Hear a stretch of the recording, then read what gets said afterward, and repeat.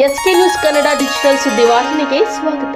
ಮುಳಬಾಗಿಲು ತಾಲೂಕಿಗೆ ಈ ಡಿಸೆಂಬರ್ ಕರಾಳವಾಗಿದೆ ಎಂದು ಶಾಸಕ ಸಮೃದ್ಧಿ ಮಂಜುನಾಥ್ ತಮ್ಮ ನೋವನ್ನ ಹಂಚಿಕೊಂಡಿದ್ದಲ್ಲದೆ ಮುರುಡೇಶ್ವರ ಘಟನೆಯ ನೋವಿನಿಂದ ಹೊರಬರುವ ಮುಂಚೆಯೇ ನಿನ್ನೆಯ ದಿನ ಸಂಜೆ ವಡರಹಳ್ಳಿ ಗುಡಿಪಲ್ಲಿ ರಸ್ತೆಯ ಮಾರ್ಗದಲ್ಲಿ ಬುಲೊರೋ ವಾಹನ ಮತ್ತು ದ್ವಿಚಕ್ರ ವಾಹನಗಳ ಅಪಘಾತದಲ್ಲಿ 5 ಜನ ಮೃತಪಟ್ಟಿರುವ ಸುದ್ದಿ ತಿಳಿದು ನನಗೆ ತೀವ್ರ ಆಘಾತವಾಗಿದೆ.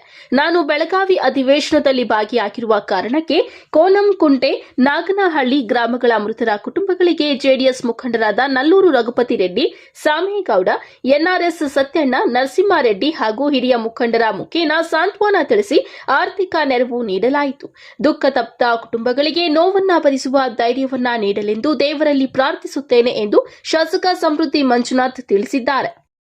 ಮುಳಬಾಗಿಲು ತಾಲೂಕಿಗೆ ಈ ಡಿಸೆಂಬರ್ ಕರಾಳವಾಗಿದೆ ಎಂದು ಶಾಸಕ ಸಮೃದ್ಧಿ ಮಂಜುನಾಥ್ ತಮ್ಮ ನೋವನ್ನ ಹಂಚಿಕೊಂಡಿದ್ದಲ್ಲದೆ ಮುರುಡೇಶ್ವರ ಘಟನೆಯ ನೋವಿನಿಂದ ಹೊರಬರುವ ಮುಂಚೆಯೇ ನಿನ್ನೆಯ ದಿನ ಸಂಜೆ ವಡರಹಳ್ಳಿ ಗುಡಿಪಲ್ಲಿ ರಸ್ತೆಯ ಮಾರ್ಗದಲ್ಲಿ ಬುಲೊರೋ ವಾಹನ ಮತ್ತು ದ್ವಿಚಕ್ರ ವಾಹನಗಳ ಅಪಘಾತದಲ್ಲಿ 5 ಜನ ಮೃತಪಟ್ಟಿರುವ ಸುದ್ದಿ ತಿಳಿದು ನನಗೆ ತೀವ್ರ ಆಘಾತವಾಗಿದೆ.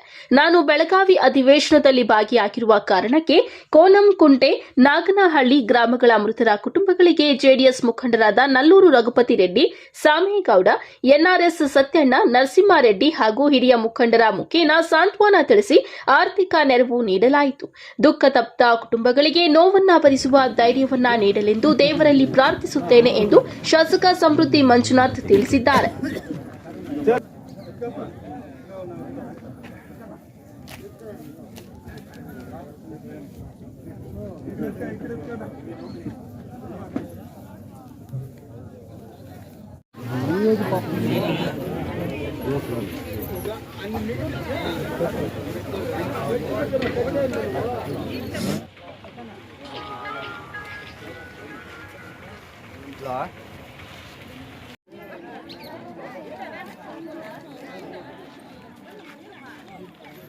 ಯಾರು